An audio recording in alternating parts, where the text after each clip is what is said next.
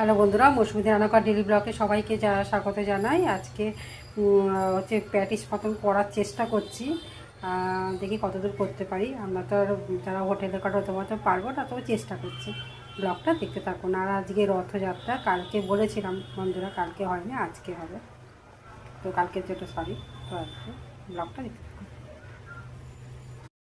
বন্ধুরা। যে প্যাটিস করছি,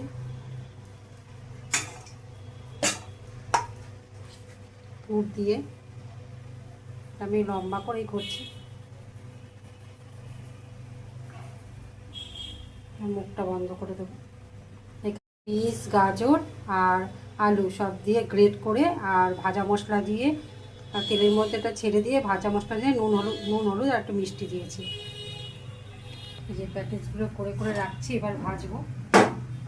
দেখুন বন্ধুরা, এখানে এখানে দুটো আছে, এখানে একটা আছে, তিনটে আছে, একটু ভাজবো। দেখুন বন্ধুরা, এক করে ছাড়ছি তেলের মধ্যে।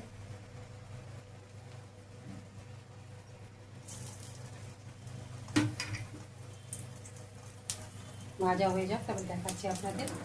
বন্ধুরা, ওর মধ্যে একটুখানি ঝাল দিয়েছিলাম, মানে গোলমরিচের গুঁড়ো দিয়েছিলাম। এরকম বন্ধুরা প্যাটিস করেছে, এর মধ্যে পুর আছে। তো আমার ছেলে বৌমার জন্য মিস করি, আমরা নতুন নতুন খাবার বানাই, ওদের খাওয়াতে পারি না, তাই আমারও মনটা খারাপ লাগে। কিন্তু কাজের সূত্রে যেতেই হবে। ব্লগটা দেখতে থাকুন। দেখুন বন্ধুরা, ভেতরে পুর দেওয়া খাস্তা হয়েছে।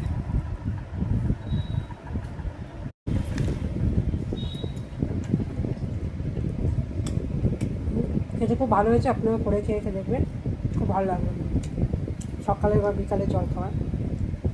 বন্ধুরা, আমি রথের একটু অল্প করে জিলিপি করার চেষ্টা করছি। এই যে ময়দা, নুন এসব দিয়ে মেখে রেখে দিয়েছি এই 15 মিনিট ধরে। তারপর এটা করব, ব্লগটা দেখতে থাকুন। আর এই যে চিনি যেটা করে রেখেছি, রসটা কোরের মধ্যে ছাড়ব। বন্ধুরা দেখতে থাকুন। দেখুন বন্ধুরা, জিলিপিগুলো হচ্ছে, আমি ছেড়েছি। এবার ওই চিনি যেতে ছাড়বো, আপনারা বলবেন কেমন হয়েছে।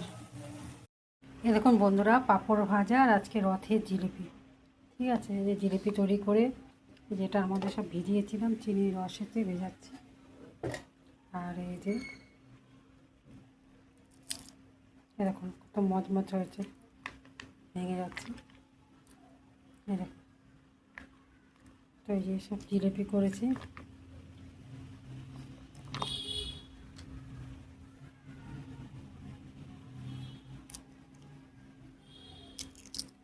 দেখুন কি সুন্দর ভাজছে।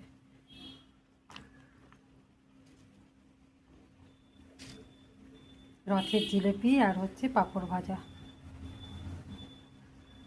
ব্লগটা কেমন লাগলো জানাবেন, লাইক সাবস্ক্রাইব করবেন, সুস্থ থাকবেন, সাবধানে।